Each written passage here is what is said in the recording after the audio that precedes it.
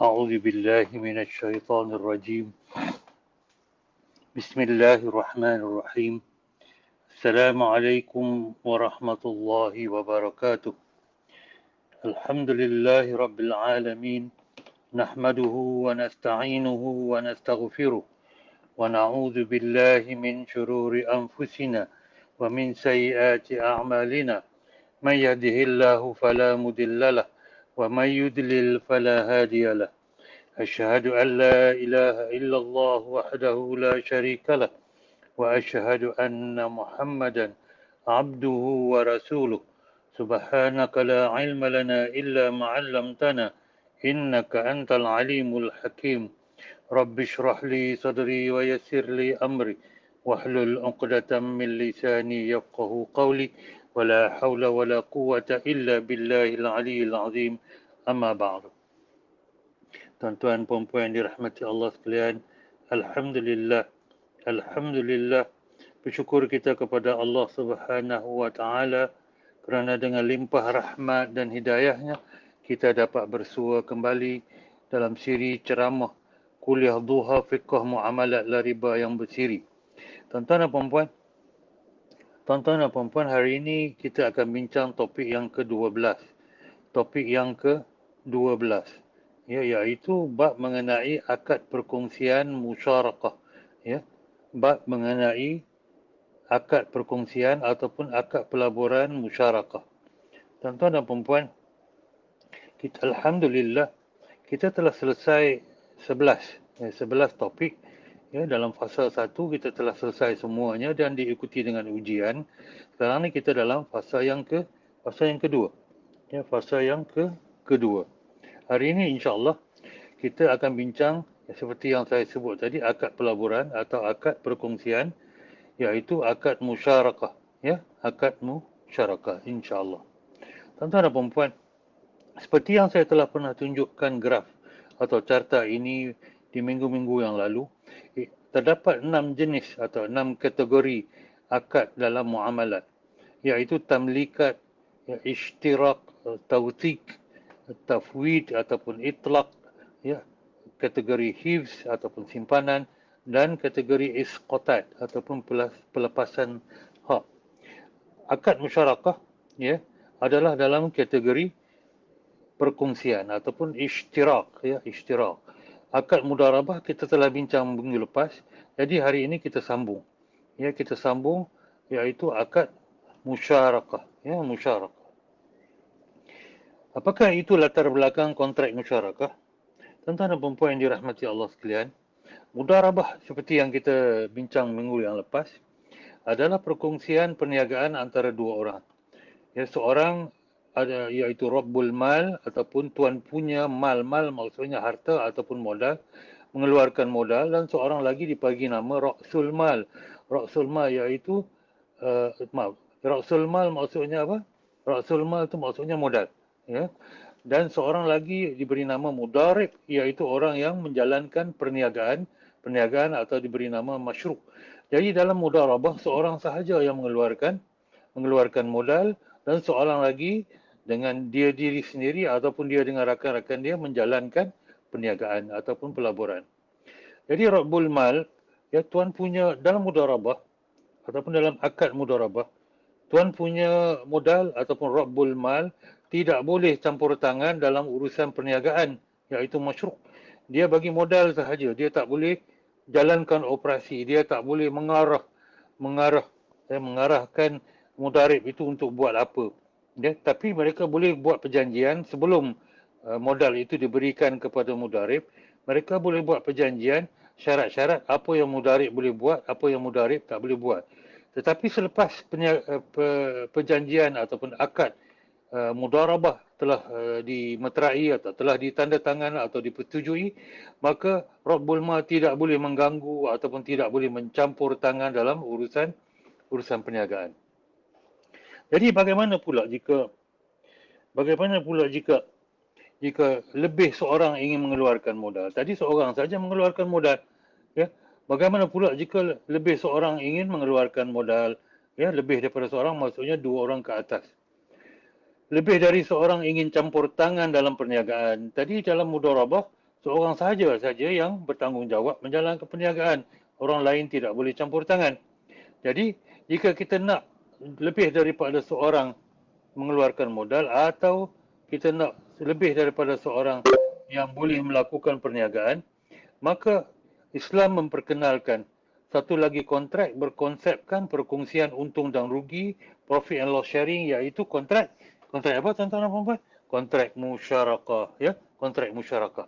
Baik, ingat tuan-tuan dan puan-puan, dalam kontrak musyarakah, dalam kontrak mudarabah, konsepnya ialah profit and loss sharing. Profit and loss sharing. Jangan berhenti takat profit sharing saja.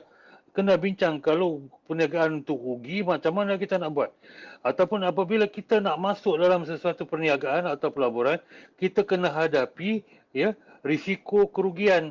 Ya, risiko kerugian. Kalau kita nak masuk satu pelaburan, kita nak masuk satu perniagaan, kita nak jaminan untung atau jaminan modal, itu bukan pelaburan namanya. Itu namanya pinjaman, akad pinjaman. Apabila kita nak janji pula keuntungan, itu menjadi pinjaman dengan riba. Jadi kita kena faham. Ya, jadi kalau kita nak masuk atau nak menyertai satu perniagaan atau pelaburan, kita kena bincang berkenaan dengan profit and loss sharing. Baik.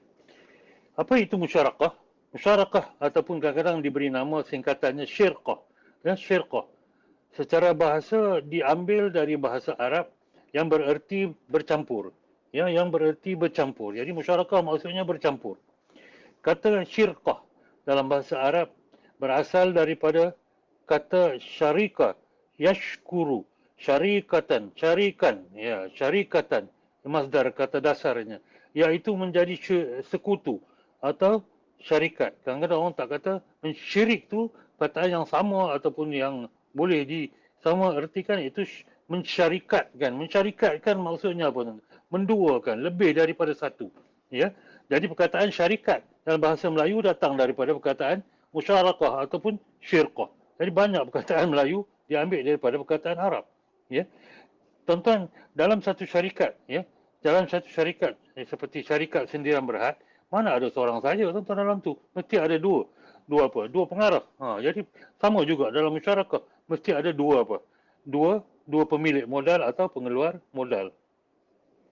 Menurut erti asli bahasa Arab, syirqah bererti mencampurkan dua bahagian atau lebih sehingga tidak boleh dibedakan satu bahagian dengan bahagian yang lainnya. Maksudnya kita campur dua-dua, jadi nampaknya dia macam satu modal saja. Dua orang keluarkan modal, dia jadi satu modal. Jadi tak dapat nak bezakan dalam tu.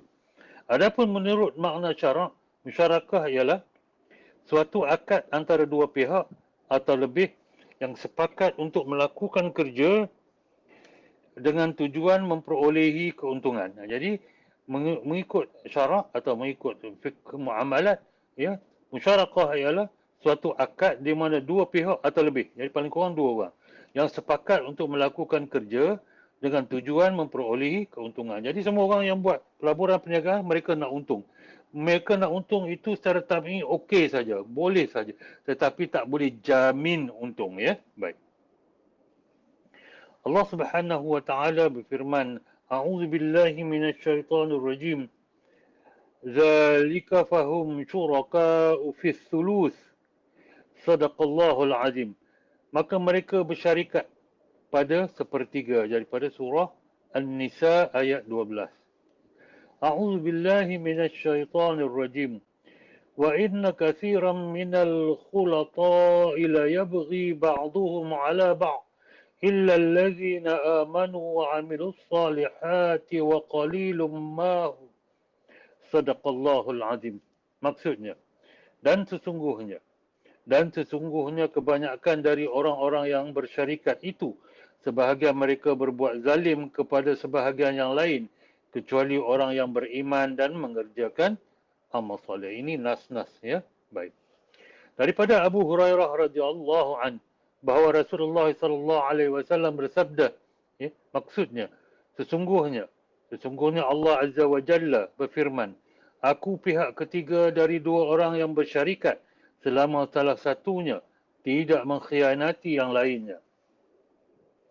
Secara umumnya, ulama bersependapat, ya, ulama berijma'. Ijma' maksudnya tiada khilaf.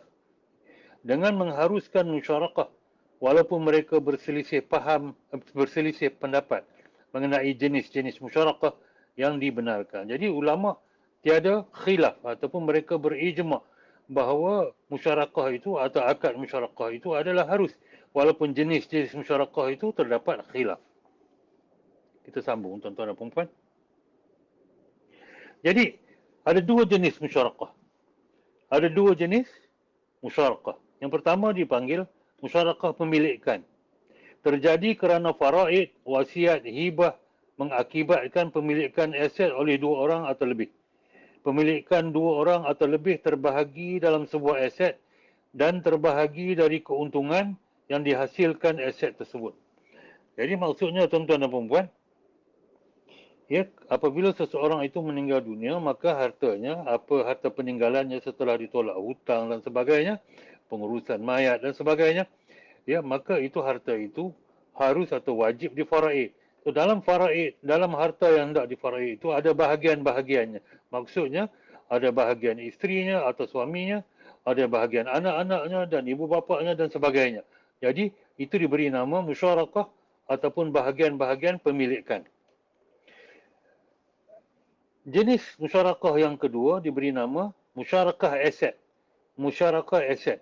Ya, iaitu terjadi sebab kontrak ataupun sebab akad. Ya. Ia tercipta dengan kesepakatan di mana dua orang atau lebih bersetuju bahawa tiap orang dari mereka memberikan modal musyarakah.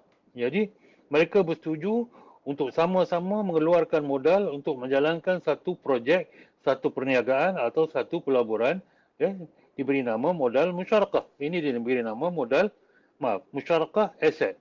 Jadi hari ini kita akan bincang berkenaan dengan musyarakah aset, bukan musyarakah pemilikan. Itu bab faraid dan sebagainya, itu kita beri topik lain untuk bincang, ya, insya-Allah.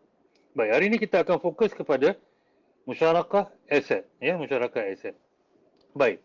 Apakah 5 rukun atau komponen dalam akad musyarakah? Yang pertama sekali ialah syuraka. Syuraka. Syuraka maksudnya pemegang saham atau rakan saham. Dia mesti ada dua orang pemegang saham atau rakan saham atau lebih. Satu orang pemegang saham saja itu akad mudarabah. Jadi akad musyarakah mesti ada dua pengeluar modal ataupun lebih. Yang kedua, ra'sul mal. Apabila mereka mengeluarkan modal, berapa jumlah modal mereka? Diberi nama ra'sul mal. Jadi apakah komponen yang ketiga? Rib. Ya, mereka berbincang, kalau kita berniaga, kalau kita untung, bagaimana kita nak bahagikan? Ya, kalau kita untung, macam mana kita nak bahagikan? Nampak perkataan yang digunakan. Bukan jamin untung. Kalau untung, macam mana kita nak bahagikan? Kamu keluar 60%, saya keluar 40%. Baik, kita bincang. Ya, kita bincang. Kita bincang, okay, 60-40 ke, ataupun kamu tak nak terlibat dalam syarikat ke, saya seorang yang meniaga, jadi saya kalau untung saya patut dapat lebih. Kita bincang. Ya, bila dah setuju berapa orang pemilik modal, berapa jumlah modal, bila dah setuju, ya, kalau untung bahagi macam mana, berapa peratus, dan mereka kena bersetuju pula. Apakah al-amal ataupun masyruq, apakah perniagaan ni kita yang kita akan jalankan, apakah pelaburan yang kita akan jalankan, mereka kena bersetuju. Bila empat-empat ni dah bersetuju, barulah kita buat satu akad musyarakah dalam segi tulis, ya, kita tulis satu kontrak di mana mereka akan sign. Ya, bila kita dah sign, maksudnya kita dah ada ijab dan qabul, iaitu sigah, iaitu penawaran ataupun dan penerimaan, iaitu offer and acceptance. Jadi tuan-tuan dan puan-puan, kalau dalam semua perniagaan, semua pelaburan yang tuan-tuan masuk, pastikan ada satu kontrak bertulis, ya, tuan-tuan dan puan-puan. Jangan saja pergi deposit dalam akaun kawan, langsung tak tulis apa-apa, tak agree siapa pemegang saham, jumlah modal, bahagi apa, apakah perniagaannya, ya, apakah apa yang boleh buat, apa yang tak boleh buat, berapa tempoh pelaburan, semua kena ada dalam apa, tuan-tuan dan puan-puan, dalam satu akad. Akad diberi nama akad musyarakah. Baik. Tuan-tuan dan puan-puan, apakah syarat-syarat lain? Apakah syarat-syarat lain dalam musyarakah? Iaitu modal mesti berupa wang atau aset perdagangan tapi mesti dinilai dengan tunai atau disepakati. Sebaik-baiknya modal adalah wang, mudah sikit. Mudah nak dicairkan, mudah nak digunakan dalam pelaburan atau perniagaan. Tapi kalau orang tu kita contohnya kita nak berniaga apa? Kita nak berniaga kasut. Kasut. Ya, kawan kita ni nak buka kedai kasut. Jadi kita boleh kata pada dia, saya boleh bagi wang pada kamu modal 10,000 ataupun saya boleh bagi kasut yang bernilai sama dengan 10,000. Boleh. Tapi mesti dipersetujui oleh kesemua pemegang saham atau semua pengeluar modal. Tiada jaminan ke atas modal atau untung. Tak boleh jamin. Kau masuklah perniagaan ni, musyarakah ni, aku jamin modal kau tak hilang. Tak boleh. Haram ni tuan-tuan kalau buat perniagaan macam tu. Dan lebih-lebih lagi janji untung. Bila janji untung jadi apa? Jadi akad pinjam dengan riba. Na'udzubillah min zalik. Jadi tak ada jaminan ke atas modal dan untung. Jadi bila tak ada jaminan ke atas modal dan untung, maka kita pilih rakan-rakan perniagaan yang berkelayakan, yang ada berpengalaman. Itu adalah salah satu lebih kurang jaminan juga. Kalau tuan-tuan pergi cari orang yang tak pernah berniaga, tak pernah buat apa-apa, tak pernah ada pengalaman untung dan sebagainya, macam mana tuan-tuan boleh terfikir nak bagi 10,000, 15,000 ataupun 5,000 sekalipun? Itu adalah dangkal sekali. Ya, baik. Syuraka ataupun rakan kongsi boleh memilih terlibat atau tidak terlibat dalam urusan operasi syarikat. Jadi contohnya ada tiga pengeluar modal. Salah seorang ataupun dua orang boleh pilih tak nak terlibat. Ya, ikutlah perniagaan tu macam mana. Masing-masing kena bincang dan bersetuju. Ya, kadang-kadang mereka nak jadi sleeping partner. Orang yang tidur, bukan orang yang tidur. Sleeping partner maksudnya orang yang tak terlibat dalam operasi perniagaan. Boleh tuan-tuan dan puan-puan. Ya, baik. Dan pembahagian untung. Jadi kena bincang juga tuan-tuan dan puan-puan. Mesti bincang sebelum kita sign kontrak ataupun akad musyarakah ini. Kalau untung macam mana nak bahagi? Contohnya 60-40 kalau dua orang keluarkan modal. Kalau tiga orang keluarkan modal 40-40-20 dan sebagainya. Boleh bincang ya. Baik, kalau rugi macam mana tuan-tuan? Rugi bahagi ikut peratus modal yang kita keluarkan. Kalau kita keluarkan 40%, 40% kerugian kepada kita. Kalau kita rugi, rugi kita keluarkan semua 20%, jadi 20% daripada rugi itu akan dibahagi kepada kita. Dan syuraka ataupun pengeluar modal yang tidak terlibat dalam operasi wajib terima untung setakat peratusan modalnya sahaja. Ini ada syarat-syarat yang Islam letakkan supaya tidak ada orang kata apa? Berat sebelah. Ya, kezaliman. Maksudnya macam ni contohnya perempuan. Ya. Kita keluar modal 40-40-20. Ya, 40 A buat keluar 40%, B buat keluar 20%, C buat keluar 20%. Baik. A dia tak nak terlibat dalam perniagaan. A tak nak terlibat dalam perniagaan. B dengan C dia terlibat dalam operasi perniagaan. Jadi apabila mereka berbincang, mereka boleh kata macam ni. A, sebab engkau tidak datang buat usaha ataupun terlibat dalam perniagaan, kalau untung, walaupun engkau keluar modal 40%, kami bagi ke kamu 30% sahaja untung. Ya? Dan lagi 10% tu kami bahagi antara kami berdua sahaja. Ya, 45-25. Dia macam tu. Tetapi mereka boleh bersetuju juga 40-40-20. Asalkan orang yang tidak terlibat itu maksima bila dapat untung, maksima adalah takat apa? Takat peratus yang dia keluar modal sahaja. Kerugian macam mana kita nak bahagi? Kerugian dibahagi ikut modal. Kerugian dibahagi untuk ikut modal. Jadi dalam semua perniagaan, kita kena bincang. Untung kita bahagi macam mana? Rugi selalunya orang tak bincang sebab apa? Rugi kita bahagi sama dengan modal. Ya, baik. Jadi ada 4 kategori musyarakah. Ya, ada 4 kategori musyarakah. Di sinilah terdapat khilafnya. Tapi yang pertama, syirqah al-inan, ulama bersepakat. Ijma' ulama ini. Apa dia syirqah atau musyarakah al-inan? Iaitu sesiapa boleh sumbang modal yang lebih. Ya, tak perlu sama rata. Setengah rakan mengurus dan yang lain tidak. Boleh. Untung jika ada mengikut nisbah ataupun peratus yang dipersetujui, yang mengurus boleh mendapat lebih. Ya. Kerugian dikongsi ikut modal yang dikeluarkan.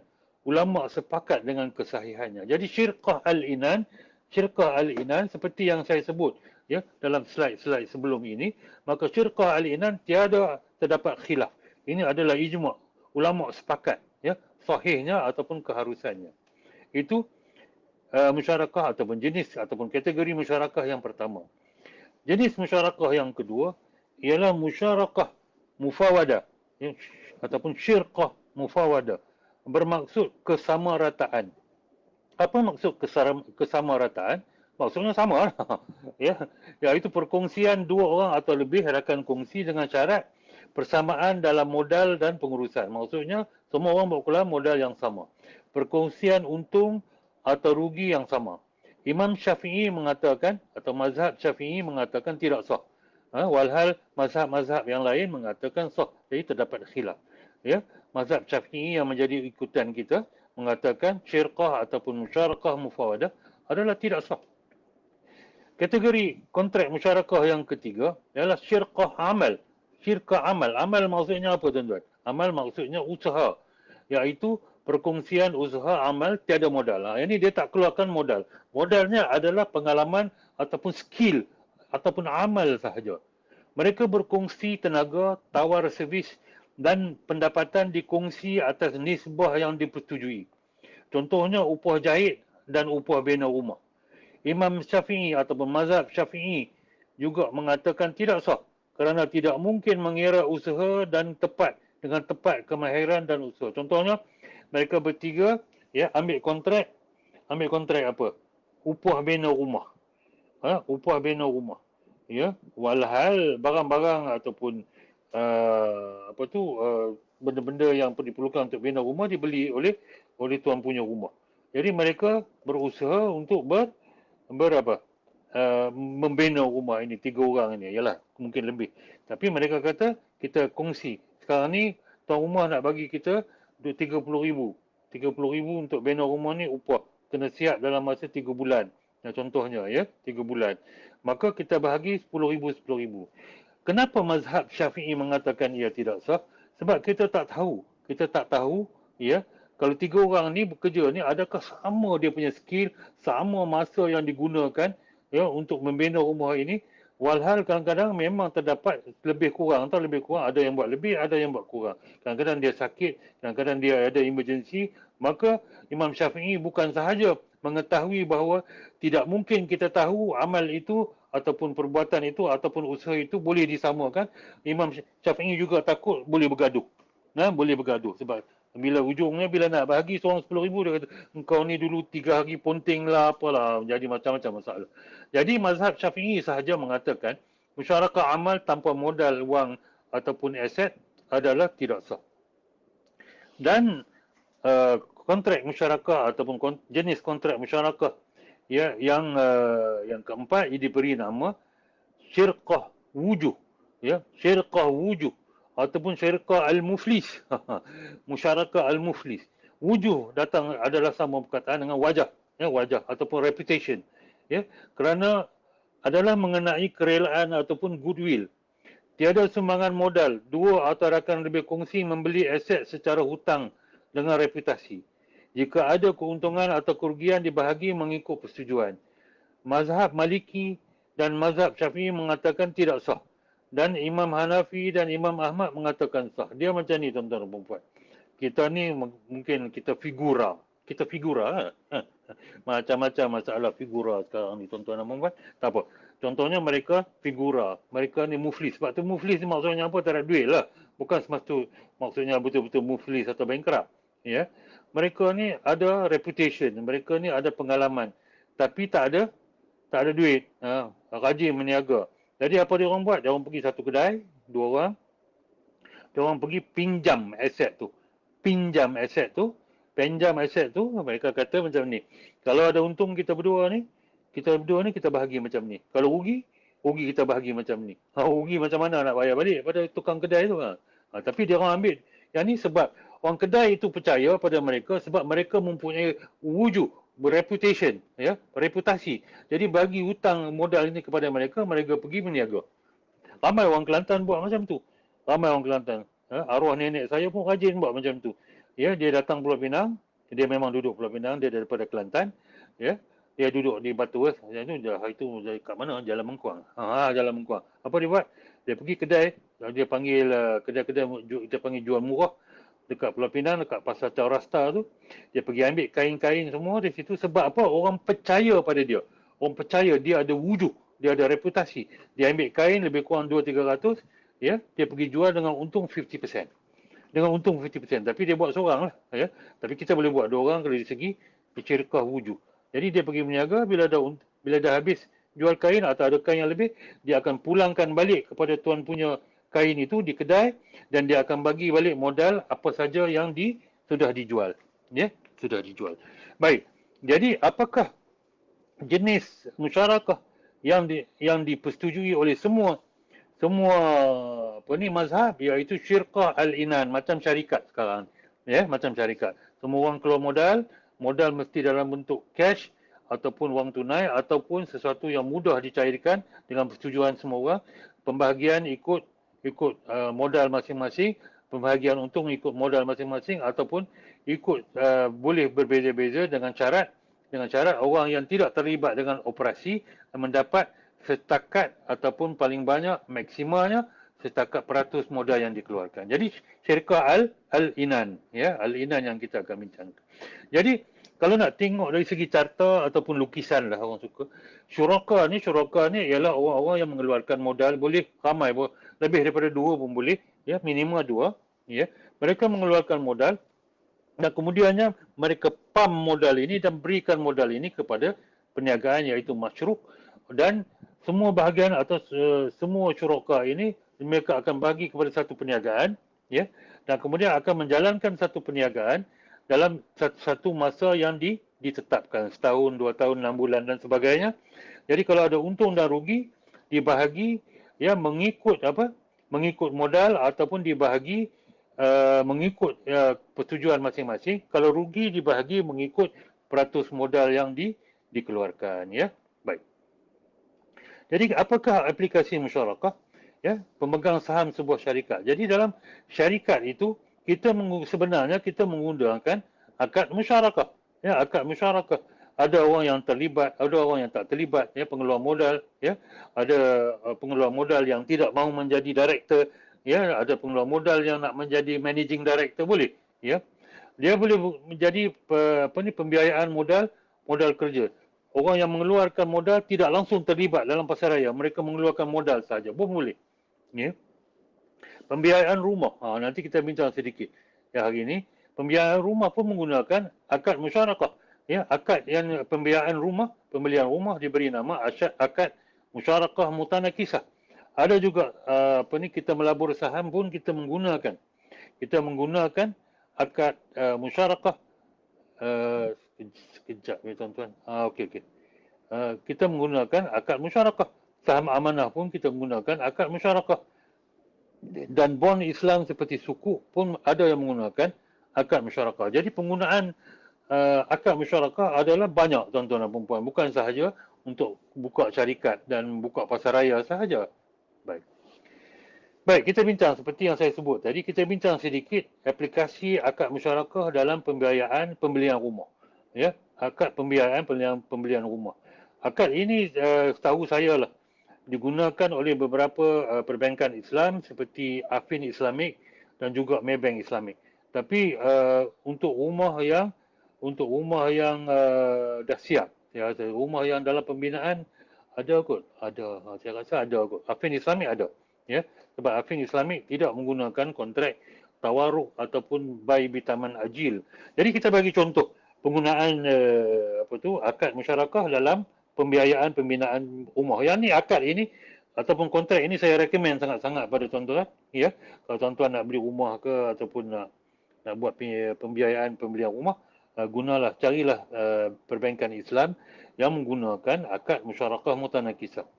Jadi musyarakah seperti yang kita bincang tadi, musyarakah bermaksud perkongsian, ya, perkongsian. Mutanakisah, bukan mutanakisah macam orang Kelantan tu. Ya, mutanakisah bermaksud berkurangan ataupun diminishing. Jadi musyarakah mutanakisah bermaksud perkongsian yang berkurangan. Perkongsian berkurangan. Musyarakah mutanakisah maksudnya perkongsian yang berkurangan, ataupun dalam bahasa Inggerisnya diminishing. Diminishing maksudnya berkurangan juga. Diminishing musyarakah. Ya, baik. Jadi terdapat 3 kontrak. 3 kontrak dalam kontrak pembiayaan pembelian rumah musyarakah mutanakisah. Kontrak yang utama ataupun the prime contract ialah kontrak musyarakah. Yang ini perjanjian perkongsian membeli rumah dengan bahagian yang ditentukan. Contohnya kita nak beli rumah, kita selalunya bayar 10% dulu, bank akan keluarkan 90%. Jadi bahagian bank, bahagian milik bank untuk rumah itu 90%, bahagian milik kita adalah 10%. Jadi maknanya akad musyarakah itu menentukan pemilikan bersama kita dengan bank, kontrak musyarakah. Dan ada 2 kontrak sampingan ataupun supplementary kontrak, iaitu kontrak ijarah. Kontrak ijarah iaitu perjanjian sewa rumah. Bank, jadi tuan-tuan beli rumah nak duduk ke apa? Nak duduk lah kan. Tuan-tuan bagi orang lain duduk pun tak apalah. Jadi ada kontrak ijarah. Jadi tuan-tuan sewa rumah itu daripada bank. Ya, dan kontrak wa'ad. Wa'ad maksudnya kontrak janji. Janji, ya, janji siapa? Janji oleh pelanggan atau orang yang mengambil pembiayaan untuk membeli bahagian bank dalam rumah tersebut secara ansuran.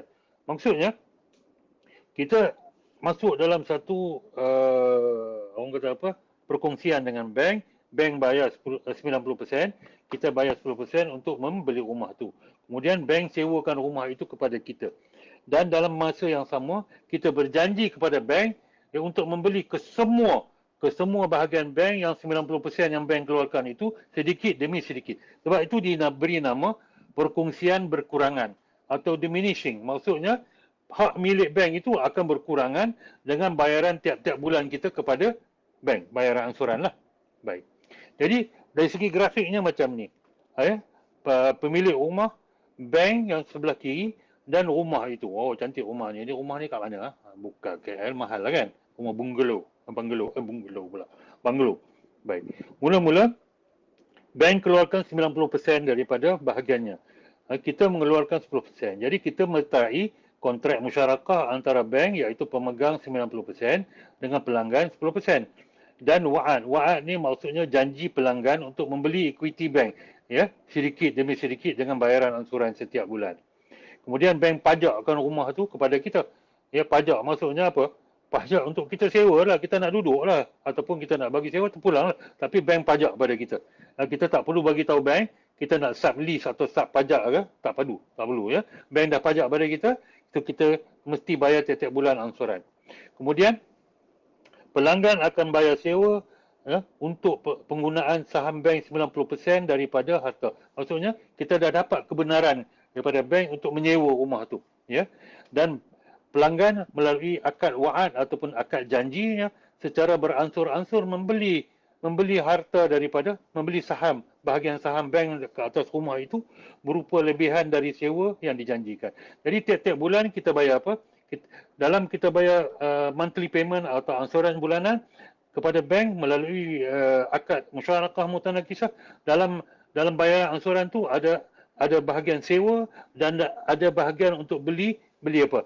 Beli pemilikan bank yang 90% tu kita beli sedikit demi sedikit. Ya, baik. Jadi grafiknya macam ni. Grafiknya kira macam ni. Ya. Contohnya, ya, sebelah kanan adalah saham pelanggan, sebelah kiri adalah saham pelanggan. Sebelah kanan adalah saham bank. Jadi mula-mula sekali, ya, pelanggan memiliki 10% daripada saham rumah itu dan bank memiliki 90% daripada saham rumah itu. Ya, saham rumah itu. Ya.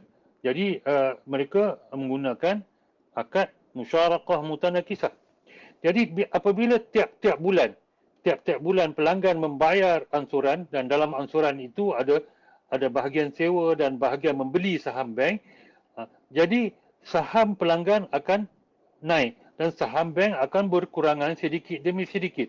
Contohnya mereka akad ini selama 30 tahun. Jadi saham pelanggan naik dan saham bank akan berkurangan sedikit demi sedikit sampai ujung 30 tahun.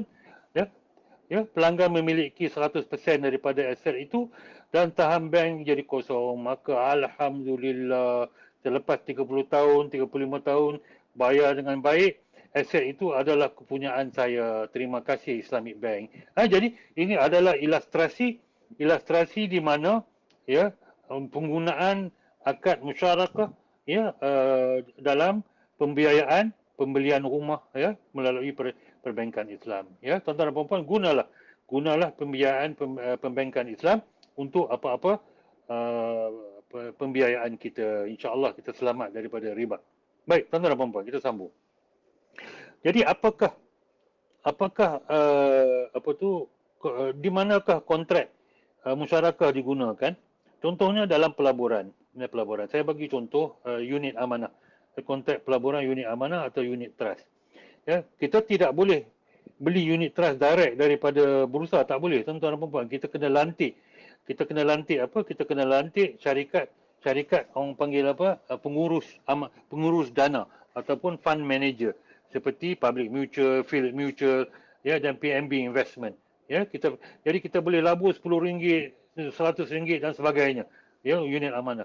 Jadi bila kita lantik Public Mutual, Phillip Mutual ataupun PNB Investment dan sebagainya, kita lantik mereka sebagai wakil untuk melabur bagi pihak kita, ya, melabur dari pihak kita ke dalam syarikat-syarikat yang tersenarai sama ada di Bursa Malaysia ataupun di bursa-bursa di luar negeri.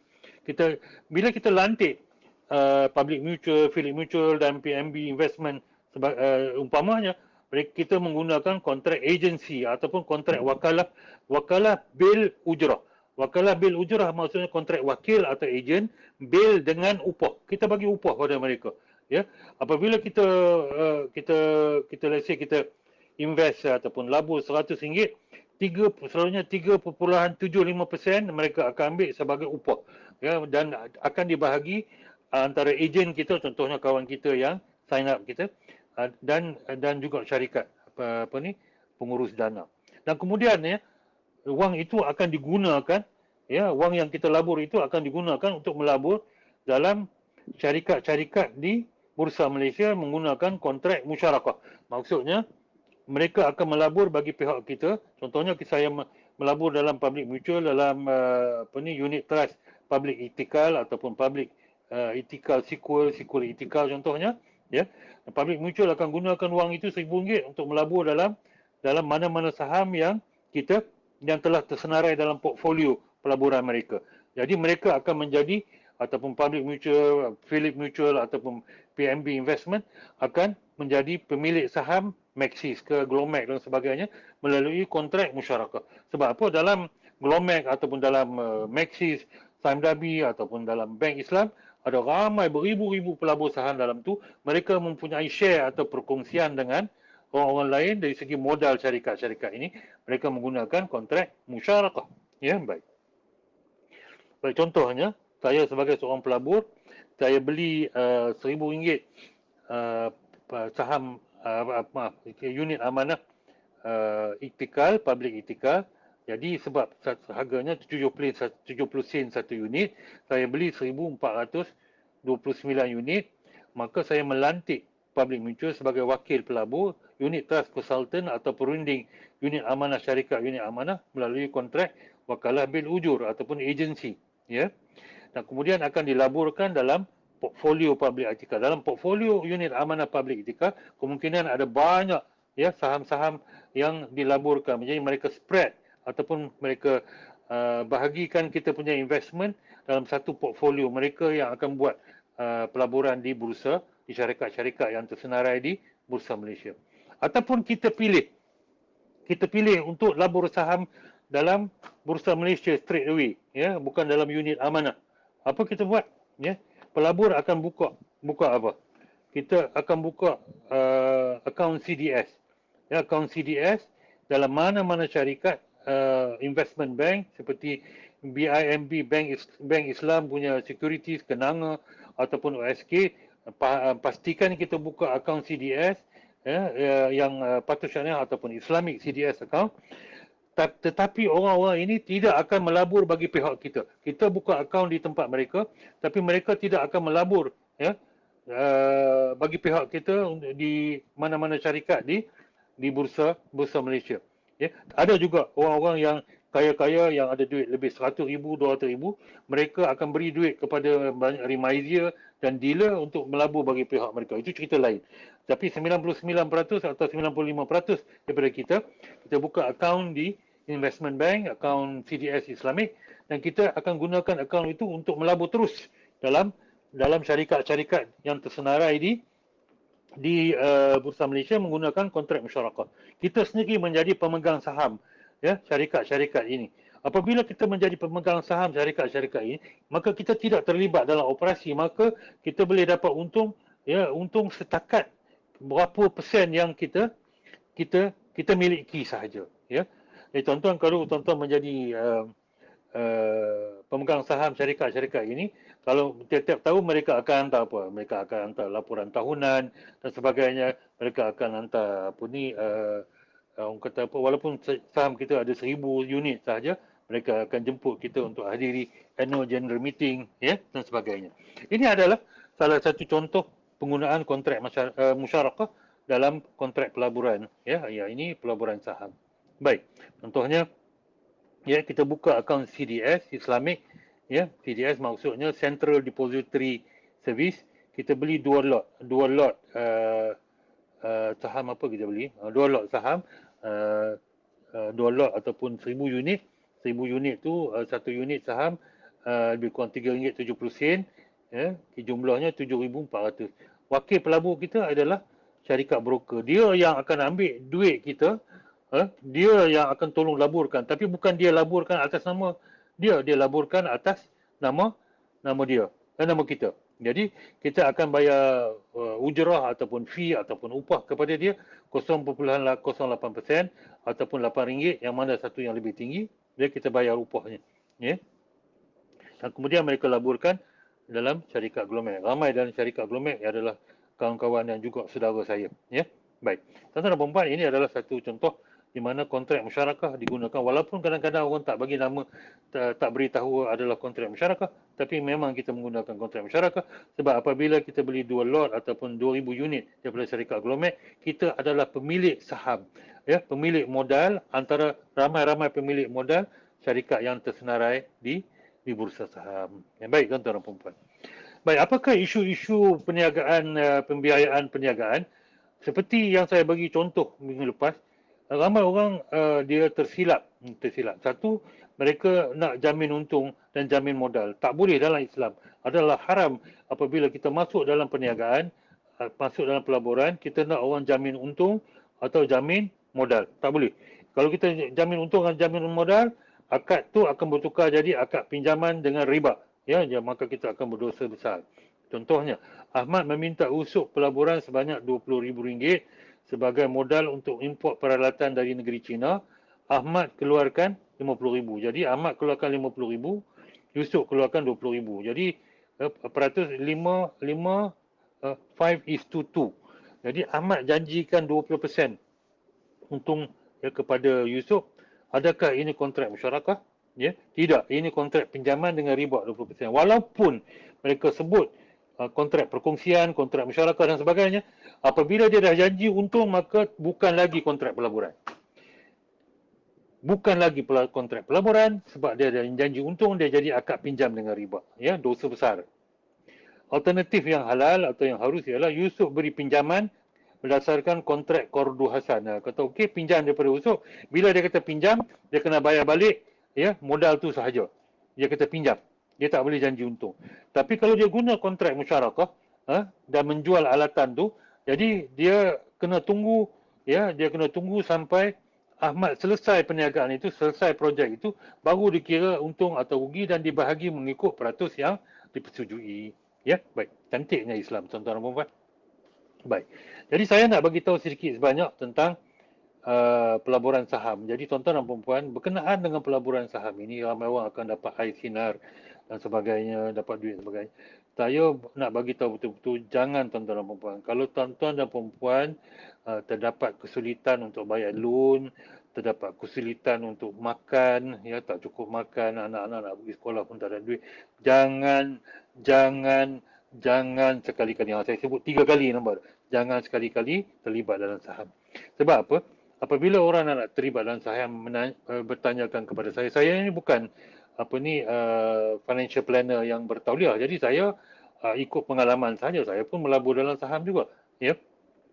Saya bagi pendapat pada orang bahawa kamu labur dalam bursa, dalam saham dengan dua syarat. Satu, kamu dah ada ilmu. Dua, kamu ada orang yang apabila kamu dah dapat ilmu, dia akan terus guide kamu, terus beri pengajaran pada kamu. Dan ketiga, hanya labur jumlah wang yang kamu bila rugi tak rasa menyesal. Ya, tak rasa menyesal ataupun bila rugi tak rasa nak antuk kepala ke dinding. Ha, tu kasarlah sikit kan. Baik, itu ada tiga syarat. Nombor satu, kena ada ilmu. Ya, nak ada ilmu kena cari guru yang baik. Sekarang bukannya murah. Kadang-kadang persatuan kami pun buat juga kursus-kursus saham. Ya.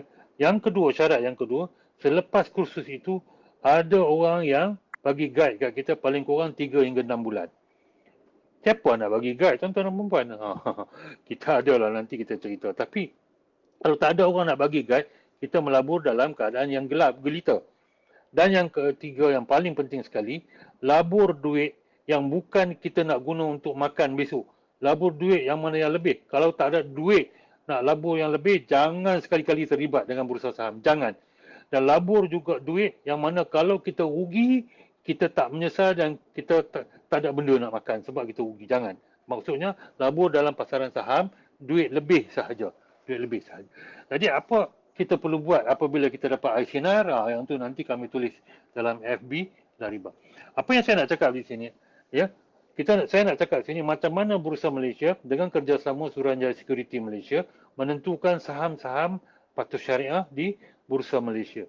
Dan juga tuan-tuan dan perempuan, kalau tuan-tuan dan perempuan tak tahu, di UK ya, dari FTSE ialah Financial Times Straits Index ya, Straits Exchange di London, dan juga di New York Stock Exchange pun ada apa? Ada saham-saham yang patuh syariah.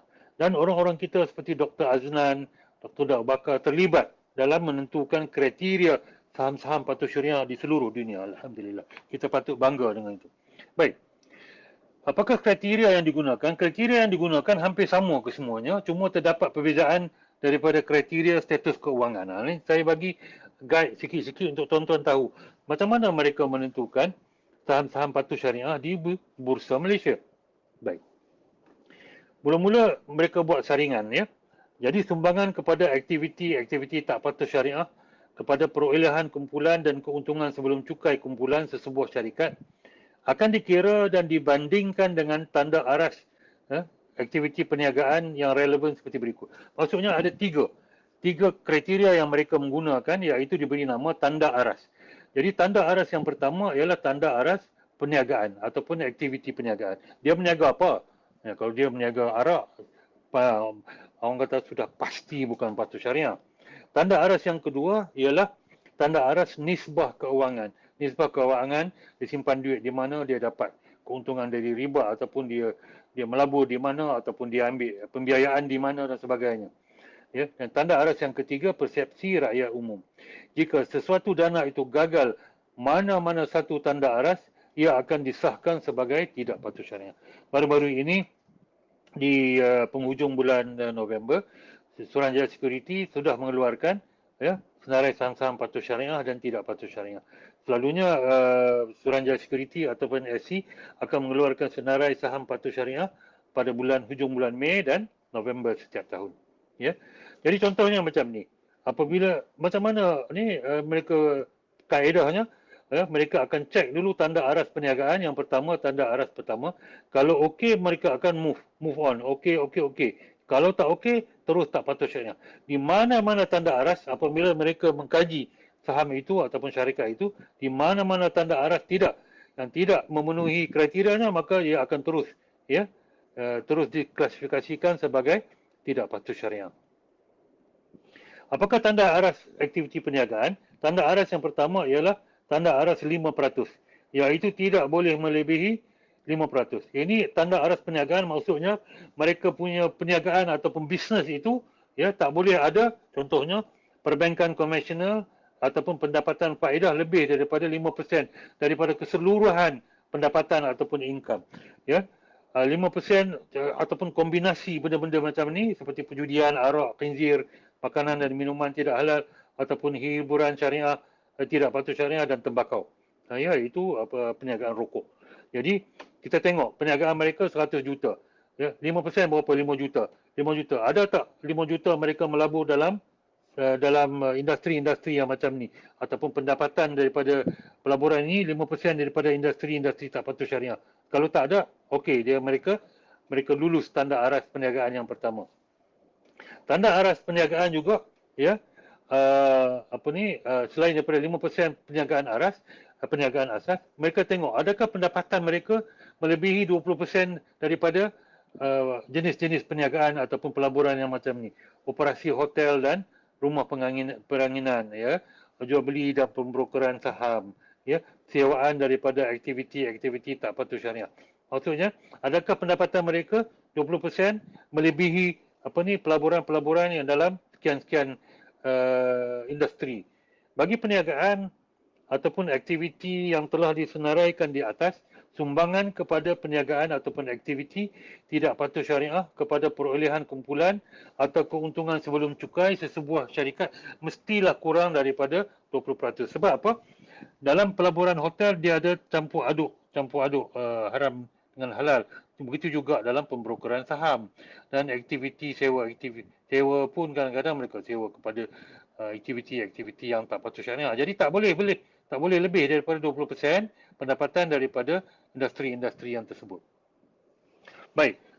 Apa pun mereka buat dalam pemeriksaan keuangan, ya.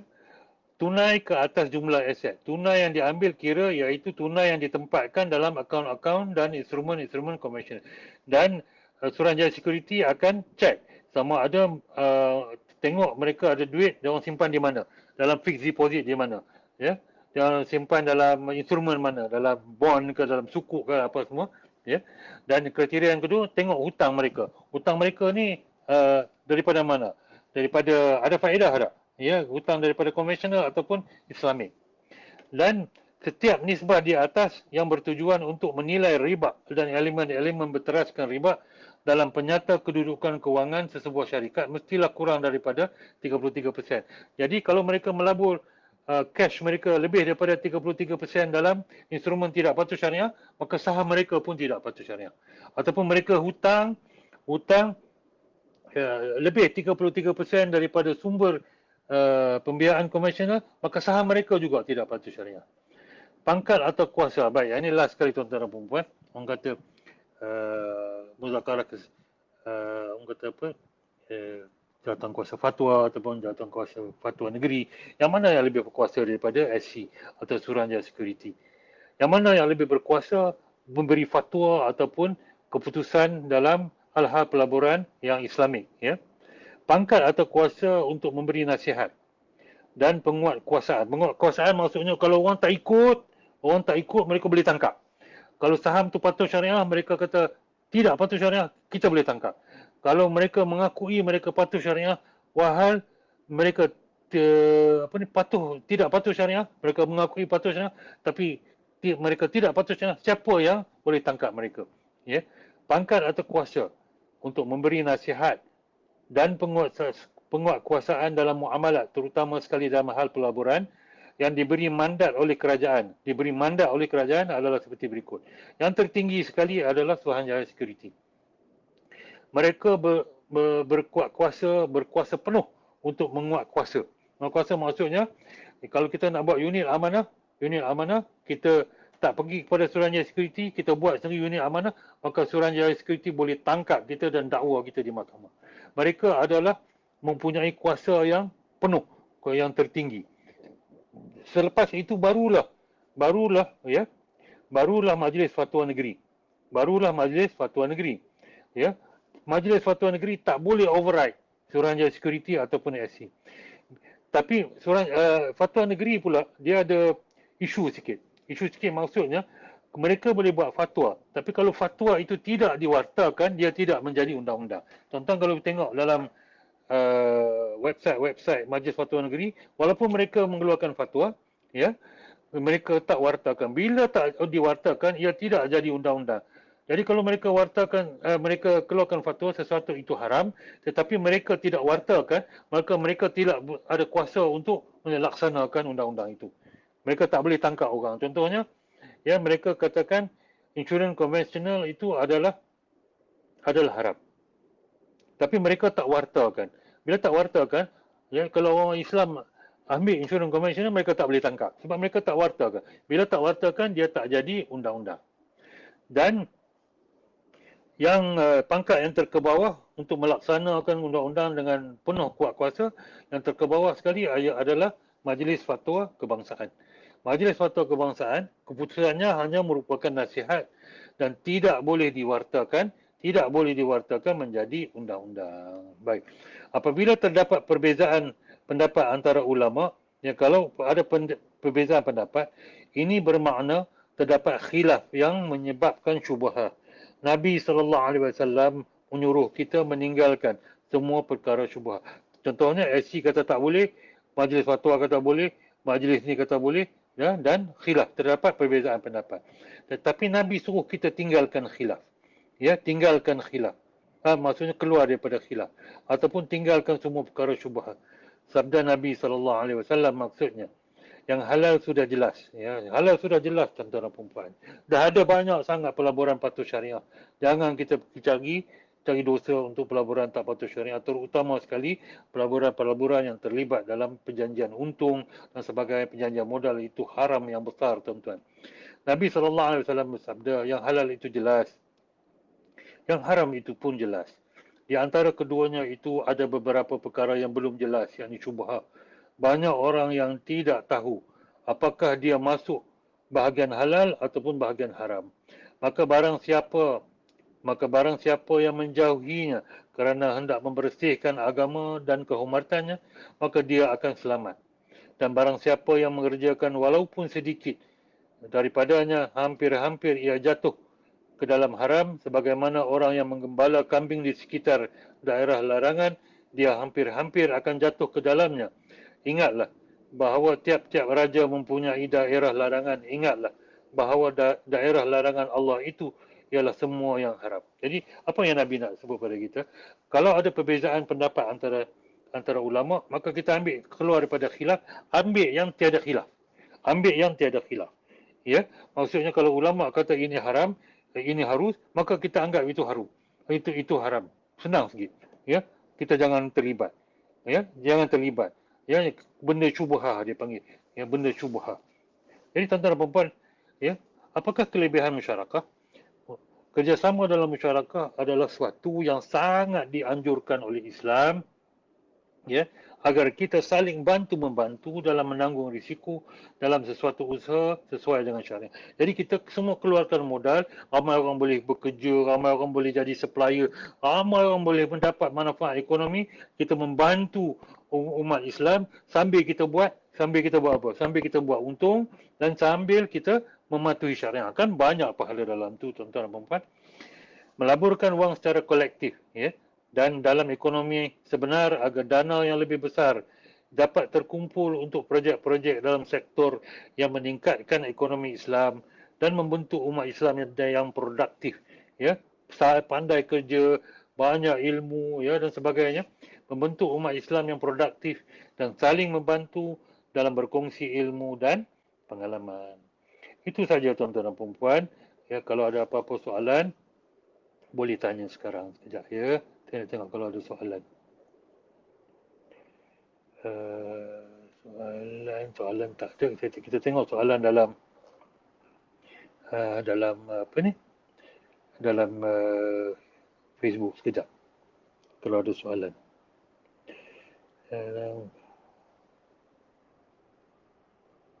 Facebook pun tak ada soalan, tak apa tuan-tuan dan puan-puan. Kalau ada soalan boleh hantar dalam Telegram saya ataupun dalam Facebook Lariba, insya-Allah kita akan jawab. Itu saja tuan-tuan dan puan-puan. Yang baik itu daripada Allah Subhanahu wa taala, yang buruk itu daripada saya sendiri. Kita sudahi dengan tasbih kafarah, surah Al-'Az dan sedikit doa. Subhanakallah wa bihamdik. Asyhadu an la ilaha illa anta astaghfiruka wa atubu ilaik. Bismillahirrahmanirrahim. Wal 'asri innal insana lafi khusr illa alladhina amanu wa 'amilus shalihat. وتواصوا بالحق وتواصوا بالصبر. أعوذ بالله من الشيطان الرجيم. بسم الله الرحمن الرحيم. الحمد لله رب العالمين، والصلاة والسلام على أشرف الأنبياء والمرسلين سيدنا محمد وعلى آله وصحبه أجمعين. اللهم إنا نسألك علما نافعا ورزقا طيبا وعملا متقبلا. ربنا آتنا في الدنيا حسنة وفي الآخرة حسنة وقنا عذاب النار. وصلى الله على سيدنا محمد وعلى آله وصحبه أجمعين، والحمد لله رب العالمين. الله أعلم، وبالله التوفيق والهداية. والسلام عليكم ورحمة الله وبركاته. Terima kasih.